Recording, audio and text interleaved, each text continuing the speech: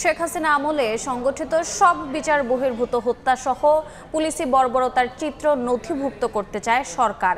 এতে প্রযুক্তিগত সহযোগিতা করবে জাতিসংঘ। রোববার রাষ্ট্রীয় অতিথি ভবন যমুনায় জাতিসংঘের আবাসিক সমন্বয়ক গুয়েন লুইসের সঙ্গে সাক্ষাতে প্রধান উপদেষ্টা বলেছেন, ন্যায় বিচার নিশ্চিতে শেখ হাসিনা আমলে সংঘটিত সব নৃশংসতার চিত্র নথিভুক্ত করতে হবে। আবাসিক সমন্বয়কারী লুইস বলেছেন, জাতিসংঘ প্রযুক্তিগত সহায়তা এবং বাংলাদেশের জনগণের সক্ষমতা গড়ে তুলতে সহায়তা করতে প্রস্তুত।